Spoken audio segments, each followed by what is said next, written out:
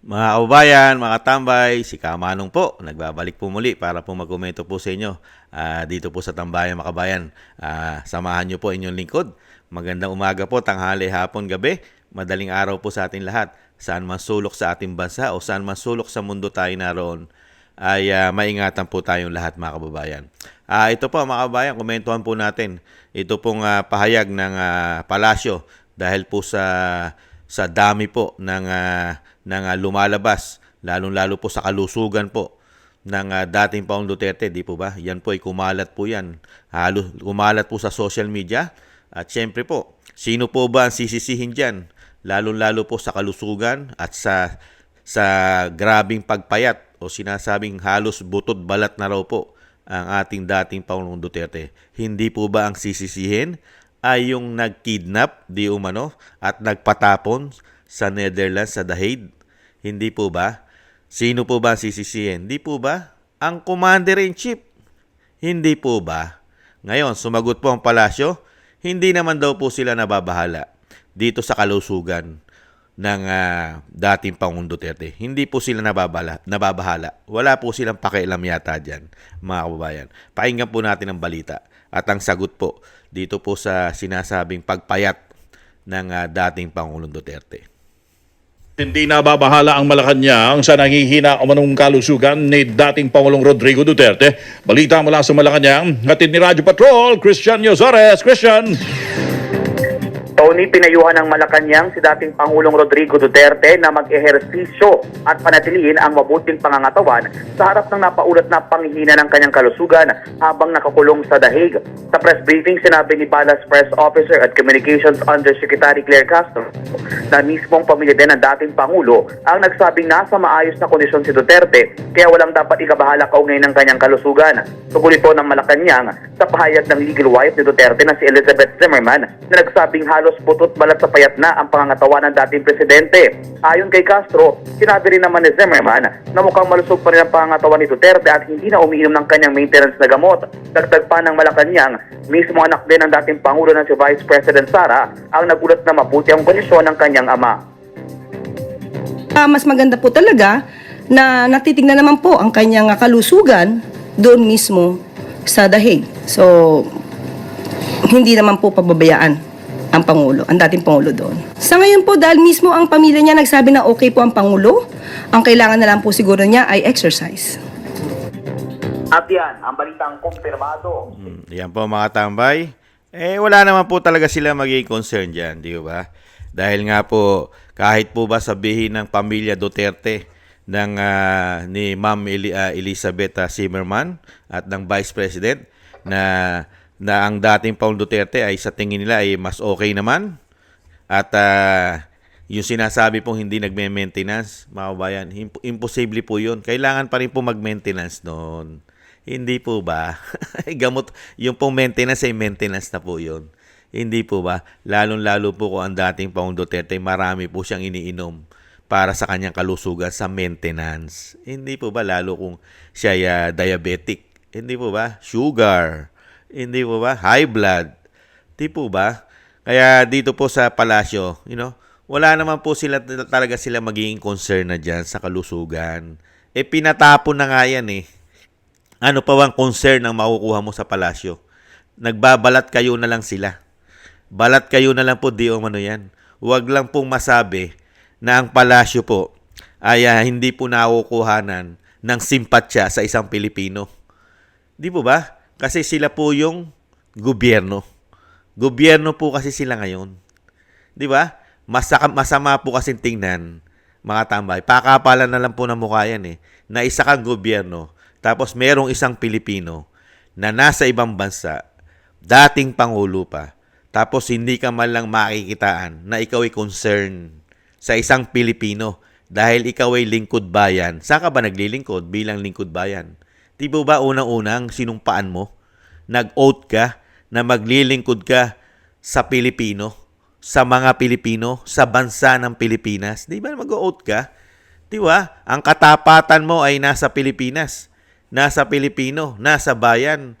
Di po ba? Di po ba napakasamang makita mo sa isang Pangulo na mag-release na itong pangulo na ito, na dating pangulo, ay wala ka man lang makitaan ng simpatsya. Ngayon po, mukhang nangyayari na po yun. Dahil wala naman po nakikita simpatsya sa kanila. Ano po ipapayo? Mag-exercise. Mag-exercise. Makapag-exercise po ba yung tao na 80 anyos na? May mga karamdaman pa. Butot balat na. Hirap ng gumalaw. Hirap ng kumilos. Di po ba? Anong exercise pa ang magagawa ng katulad po ni dating Pangulong Duterte? Nakita naman po natin, nung siya po hindi butot balat, inaakay na po siya, inaalalaya na. Di po ba nakita po natin kung paano po siya damputin, kung paano po siya kidnapin, di umano, ng mga kapulisan. Di po ba inaalalayan, inaakay? Di po ba kaya nga nila nabitbit yan, nadala nila sa airport, doon sa eroplano na isampa nila? Di po ba? Dahil nga po wala nang kakakayahan ang dating Pangulong Duterte para puwersahin pa sila. Lumaban dahil nga mahina na ito. Hindi po ba? Kaya dito po sa ginagawa po ng Pangulo, ng Palasyo, dito mo lang makikita talaga na yung kanila pong sinasabing yung pag-aalala. Anong klaseng pag-aalala ito sa isang Pilipino? Ganito po bang pag-aalala ang makukuha natin sa isang leader na merong isang Pilipino na pinatapon sa ibang bansa at dating Pangulo pa dahil po sa pamumulitika? Dating Pangulo, dating Commander-in-Chief. Samantalang meron tayong mga Pilipino na pilit natin pinauuwi. Pilit po natin kailangan silang isalba. Yung buhay nila ay isalba natin para makauwi ng Pilipinas. Hindi po ba? Lalo-lalo kung nanganganib ang buhay nito. Hindi po ba? Katulad nung panahon ni dating Pangulong Duterte, meron tayong mga OFW. Talagang pinipilit natin makauwi. Dahil ayaw natin manganib ang buhay nito. Dahil ito isang Pilipino. Kailangan natin proteksyonan ng Pilipino. Lalong-lalo sa mga banyaga. Nangyayari po ba ngayon sa dating Pangulong Duterte na pinoproteksyonan ng gobyerno ang isang Pilipino na dating Pangulo? Di po ba hindi? Baliktad. Yung mismong pamahalaan natin na nag-kidnap, pinagplanuhan nilang kidnapin, di umano, ang dating Pangulong Duterte at mismong Commander-in-Chief natin ang pumayag at kasama rin yata sa nagplano para ipatapon ito. Di po ba? Anong klaseng Pangulo meron tayo ngayon? Sige nga. Para sabihin nila na mag-exercise ka na lang, Mr. President, para lumakas ka pa. Mag-exercise ka. Di po ba? Ni ayaw nga nila at hirap na hirap po sila. Di ba? Ni sila nga, hindi nila matanggap na ito'y makalaya pansamantala. Di ba? Masama ang loob niyata nila makalaya yan. Hindi kaya? Ni hindi na natitingnan ng kanyang doktor. Personal doktor niya. Hindi po ba? Ibang klase itong gobyerno nilang ito. Ngayon, naguhugas kamay pa ngayon. Mga kabayan, naguhugas kamay pa yata. Ibang klase. Tarang concern na concern pa yata ngayon. At pinapayuhan pa na nasa maayos naman daw kalagayan. Mga kababayan, ikaw ba naman ipakulong doon? Ipakulong ka sa hindi mo bansa. Iba ang pagkain, iba ang weather. Malayo ka sa pamilya. Magiging okay ka ba? Hindi ka ba magkakasakit? Hindi ka ba papayat? Di po ba? Binigyan mo ng napakalaking problema ang pamilya Duterte. Sa kabila ng binigyan ka ng napakaraming pabor at ginhawa at kapangyarihan. Nakita niyo po yun? Yung binigay ng pamilya Duterte dito sa pamilya Marcos. Kapangyarihan, power, di ba? Kaginhawahan, binigyan ng respeto. Pati ang magulang niya ni respeto. Ipinalibing sa libingan ng mga bayani. Pero ano po ang ginante? Na respeto naman sa dating Pangulong Duterte sa kanila. Ipatapon, ipamigay sa banyaga na wala pang jurisdiction sa ating bansa. Kidnapping pa ang ginawa nila. Ayon sa Senado, kidnapping pa. Nakita niyo po kung gaano po sila kahudas, ka-traitor di umano. mga kababayan. Tapos ngayon, makakarinig ka sa isang pamahalaan, na walang pakialam ni hindi mo man lang sabihin sa mga Pilipino, huwag kayong mag-alala, pauuwi natin yan, gagawa tayo ng paraan para dito na litisin sa bansa natin yan. Dahil meron tayong jurisdiction, meron tayong sariling judicial. Walang jurisdiction sa atin ng ICC. Di ba? Bigyan mo man lang ng pag-asa. Di ba? Yung dating Pangulong Duterte, pero hindi naman ang gagawin dahil sila nga nagpatapon. Hindi po ba? Dahil hindi nila magugusto makauwi yan. Dahil sila nga nagpatapon. Di po ba? Mas gugustuhin pa yata nila, mga kabayan, na mawala pa yata ang dating Pangulong Duterte. Baka mas masaya pa sila. Hindi kaya? Nakakalungkot lang po mga tambay na makarinig tayo sa ganitong pamahalaan. Mga kababayan, isang dating Pangulo, wala silang konsensya, walang awa, isang matanda na at may mga sakit na. Samantalang nung sila magkaproblema, pati nanay niya, ay hindi na binigyan ng problema ni dating Pangulong Duterte dahil sa dami ng issue at kaso nito. Di po ba? Ganyan po sila tumanaw ng utang na loob.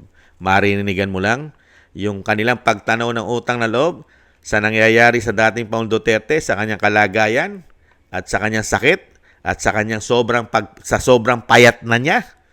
Ang isasagot lang ng Malacanang, hindi sila nababahala sa kalusugan ni dating Pangulong Duterte. Mag-exercise ka kasi maayos ka naman daw. Maayos ka naman. Kailan naging maayos yung ipatapon mo sa ibang bansa? Magiging maayos ba yan?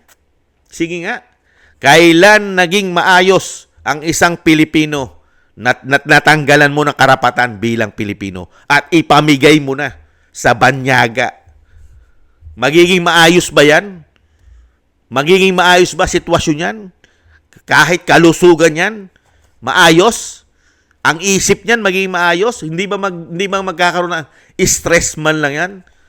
Isipin na sarili mong bansa, sarili mong kaisa-isa lang, ito lang ang iyong bansa. Dito ka nabuhay at dito ka rin mamamatay. Ano ginawa ng tinulungan mong Pangulo? Ipatapong ka. Ibang klase. Tapos ibabalita lang nila na wala na silang ka-concern. Parang ipinakita nila sa mga Pilipino kung anong klase silang tao at kung anong klase silang leader. Ganyan po. Ganyan po silang klaseng tao at ganyan po silang klaseng leader, mga kababayan. Sanay na sanay magbalat kayo. Unbelievable. Thank you po sa gusto po ng ating tambayang makabayan sa YouTube at TikTok. Ganun din po sa mga nagko-comment, like, share, and subscribe. At sa mga subscribers po natin, maraming salamat po sa inyo, mga kababayan. Ingat-ingat po kayo at mabuhay po kayo. Shoutout po sa inyo lahat. At shoutout din po sa mga kababayan natin, nagbibigay po ng tulong at biyaya. Shoutout po Kingston 123 ng Hong Kong, Eric Hershon ng Canada, Jake Yahut 4531 ng Maisog, California, USA, Gina Ray Solidides ng Berlin, Germany, Julieta Silona ng Sydney, Australia, Baby Roman, Ate Isa ng Cagayan, si Jem Aris ng United Arab Emirates, Jobilin Watanabe ng Japan, ako si Pilam, si Annie Joe, Teodorico Erguisa Jr., si Arfel Villacorta, Wills Bubbles 5697, Rosalina RK, Team 888, Michelle Yamaguchi Vlog, at si Norma Garcia. Thank you po mga kabayan sa mga biyaya po na inyo pong pinagkakalob. Shoutout po sa inyong lahat at mabuhay po kayo. Ingat-ingat po kayo, lalo-lalo po sa inyong mga paggawa. At syempre po, bago po tayo magtapos mga kabayan, yung lagi ko pong hinihiling at bilin po na magkaisa po tayo sa panalangin na isama po natin sa ating mga panalangin at dasal na maingatan po ang pamilya Duterte, ang Vice President, at lalong-lalo po ang dating Pangulong Duterte, mga kababayan. Napakahirap po ng kanyang pinagdaanan at talagang grabe po ang binigay po sa kanyang sakripisyo ng administrasyon, mga kababayan. Sana po madugtungan pa po ang kanyang buhay at kalakasan at mailayo po siya sa lahat ng uri ng kasakit. Sana po, mga kababayan, at makauwi pa rin po sa lalong mabilis sa ating bansa, mga kababayan. At ganun din po, mga kababayan, sa muli po. Maraming salamat po. Sa muli po, paalam po muna. Ingat po tayo. Bye-bye.